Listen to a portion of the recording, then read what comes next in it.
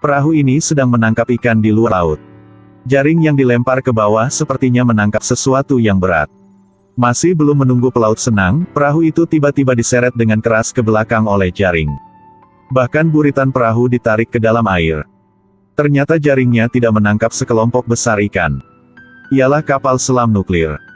Di kapal selam, teknisi suara mendeteksi kelainan dan segera melaporkannya kepada kapten. Menurut analisis staf sonar, itu mungkin kapal nelayan yang tenggelam. Lebih dari itu, jarak antara mereka sangat dekat. Kapten memerintah segera keluar tempat ini. Terlepas dari penyebab tenggelamnya, kapal selam diharuskan untuk tetap diam. Teknisi suara tidak setuju dengan perintah dari kapten. Jika kita bisa keluar tempat ini, pelaut di perahu harus bikin bagaimana? Kita perlu muncul dan meninjau situasi. Jika tidak, tragedi dari 30 tahun yang lalu akan terjadi lagi. Tragedi yang teknisi suara yang bilang. Ternyata 30 tahun yang lalu. Itu adalah insiden di kapal Pukat diseret ke dasar laut oleh kapal selam. Pada saat itu menyebabkan tragedi 4 orang dalam kecelakaan. Kapten melihat seseorang ingin menghadapinya dan sangat marah. Segera mengusir teknisi suara dan terkunci dia ke kamar istirahat. Pada saat beberapa menit mereka masih berdebat. Perahu nelayan ditarik ke dasar laut. Sudah terlambat untuk ingin menyelamatkan. Menunggu setelah kapal selam keluar kawasan laut itu. Kapten meminta teknisi suara lain untuk melaporkan situasi saat itu. Hasilnya teknisi suara segera mengatakan. Waktunya terlalu singkat, dia tidak bisa menganalisis hasilnya. Kapten hanya harus meminta wakil kapten untuk memanggil teknisi suara yang awalnya datang. Tapi setelah kapten berlari ke kamar istirahat, ditemukan bahwa teknisi suara itu sudah meninggal kapanpun. Pindahkan adegan ke daratan. Detektif Emi menerima panggilan telepon mendesak.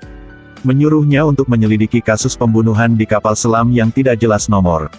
Angkatan Laut selidiki overdosis obat. Tapi karena kasus terjadi di kawasan negara Inggris. Menurut perintah, penyebab kematian harus ditentukan oleh sistem kepolisian. Emi bertanya kapal selam kapan akan kembali darat. Angkatan Laut mengatakan kapal selam tidak akan pernah kembali lagi. Misi mereka adalah harus tetap siap berperang setiap saat. Jadi Angkatan Laut mengirim detektif Emi naik ke kapal investigasi. Waktunya hanya tepat 3 hari. Yang secara khusus menekankan bahwa selain acara besar, kapal selam tidak diperbolehkan mengirimkan berita apapun.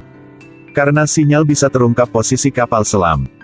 Dengan kata lain, Emi dalam 3 hari ini hanya dapat menerima informasi luar yang dikirimkan kepadanya.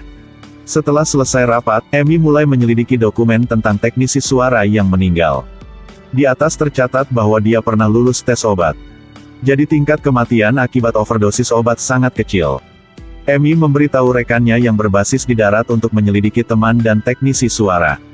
Jika ada berita, segera gunakan saluran rahasia Angkatan Laut untuk mengirimkannya ke kapal selamnya. Emi bahkan mengatakan dengan rekannya, jika berita ini tidak baik dengan pihak Angkatan Laut, silakan gunakan kode untuk memberitahu dia.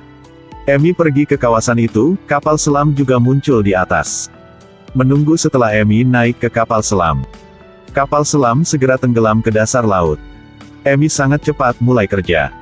Dia menemukan bahwa di hidung korban sebenarnya ada sesuatu obat. Tapi sepertinya hanya setelah kematian itu dimasukkan ke dalam. Bahkan menemukan di leher korban masih mengalami hematoma. Dengan jelas ini dipukul oleh seseorang. Kemudian Emi memberitahu ke kapten. Teknisi suara presisi telah dibunuh oleh seseorang. Ini sangat fiksi. Wakil kapten potongkan kata. Kami menemukan sejumlah besar obat di mayat. Bahkan file dolar terdeteksi. Bagaimana mungkin penyebab kematian yang begitu jelas adalah percobaan pembunuhan? Emi menjelaskan dengan kapten. Benar-benar ada bedak aneh di sekitar hidung korban. Tapi dalam hidung tidak ada apapun. Rupanya seseorang dengan sengaja mengoleskannya. Lebih dari itu, ada juga banyak memar di sekitar leher. Kemungkinan besar, setelah serangan mendadak, itu menyebabkan pendarahan otak yang lambat.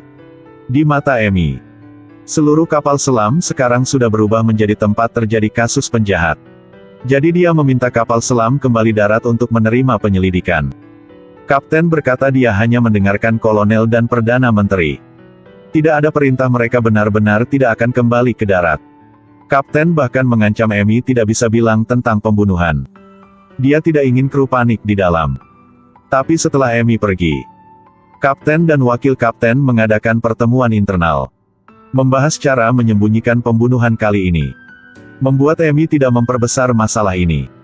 Pindahkan adegan ke pangkalan angkatan laut. Seorang wanita diam-diam masuk ke pangkalan. Tapi dia masih terjebak di lorong. Sebenarnya dia gunakan kartu untuk masuk ke dalam.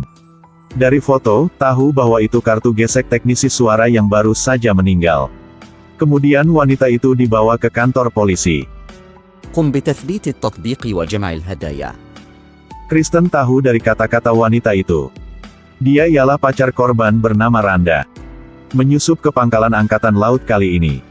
Karena ingin menyelidiki alasan kematian pacarnya. Kristen mengatakan dengan Randa. Teknisi suara meninggal karena overdosis obat. Randy tersenyum kesakitan. Cara bicaranya persis sama dengan sisi angkatan laut. Tapi aku tahu pacarku tidak minum obat apapun.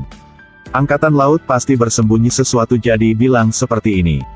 Sepertinya mereka menutupi kasus kapal nelayan yang hilang belum lama ini. Setelah selesai kata, Kristen melepaskan Randa. Tapi Kristen tiba-tiba menyadari. Hal yang menunggunya adalah supercar kelas atas. Kristen melihat-lihat dokumen Randa. Tanpa pekerjaan, keluarga tidak kaya. Kenapa bisa ada mobil super mewah seperti itu? Kristen mencoba lagi untuk menyelidiki kasus kapal nelayan yang hilang belum lama ini. Melihat keluar dari media massa. Tanggal posting lagi bertepatan dengan kematian teknisi suara.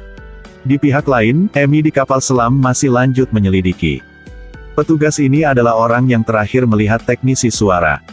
Juga adalah orang yang pertama menemukan mayat.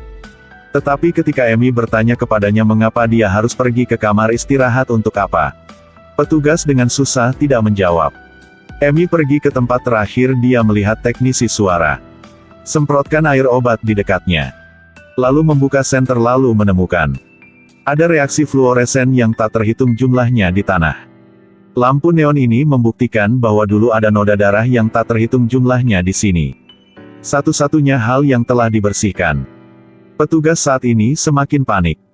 Tidak peduli berapa banyak Amy bertanya, dia tidak menjawab. Katakanlah dia harus pergi ke pelatihan dulu. Hal lain untuk dibicarakan nanti. Di sisi lain, Kapten sedang menganalisis gambar frekuensi suara ketika kapal nelayan tenggelam. Mereka mengambil foto frekuensi suara 30 tahun yang lalu ketika perahu nelayan lain juga terseret ke dasar laut. Benar-benar sama seperti kali ini. Tetapi kata-kata berikutnya dari teknisi suara membuat rambut Kapten menggigil ketakutan. Hal yang menarik perahu nelayan ke dasar laut adalah kapal selam. Tapi bukan kapal selam mereka. Saat ini Amy sudah bergegas ke dalam. Katanya ada banyak noda darah di kapal selam. Buktikan bahwa ada perkelahian sebelum teknisi suara lainnya meninggal. Amy ingin mengirim hasil penyelidikan ini ke kantor polisi. Kapten kebetulan ingin mengirim hasil investigasi pencitraan frekuensi suara ke markas angkatan laut.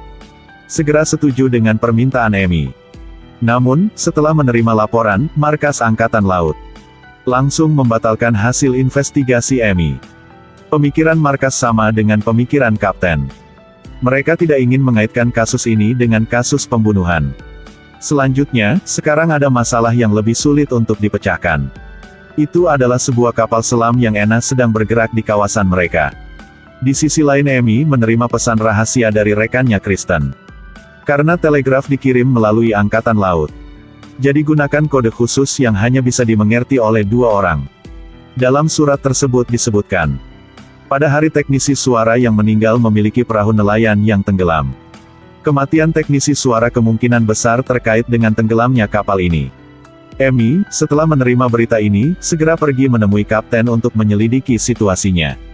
Tanyakan padanya mengapa dia memecat teknisi suara setelah menabrak perahu nelayan. Kapten mengatakan bahwa kapal penangkap ikan tidak ditabrak, tetapi diseret ke dasar laut. Sebuah kapal selam yang menyelam di sekitar laut tanpa tidur menyeret perahu ke dasar laut. Kapten bertanya pada Amy apakah dia tahu apa artinya. Amy menggelengkan kepalanya dan berkata dia tidak tahu. Kapten mengatakan bahwa orang yang tinggal di kota tentu tidak tahu.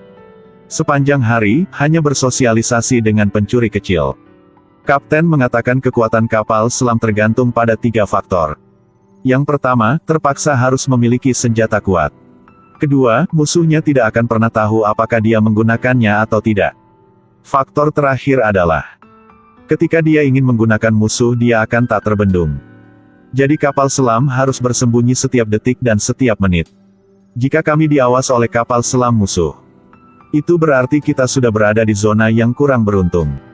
Amy berpikir kapten agak khawatir tentang gigi putih. Sekarang juga bukan waktu perang. Kapten dengan sungguh-sungguh memberitahu Amy bahwa itu semua adalah intuisinya yang buruk. Perang benar-benar masih terjadi. Pada saat inilah kapal selam itu tiba-tiba membunyikan bel peringatan. Reaktor karena suatu alasan berhenti bekerja. Pada saat itulah di kapal selam itu berantakan. Kristen pergi ke markas Angkatan Laut. Dia menggunakan alasan untuk menyelidiki penyebab kematian teknisi suara yang memasuki kamarnya.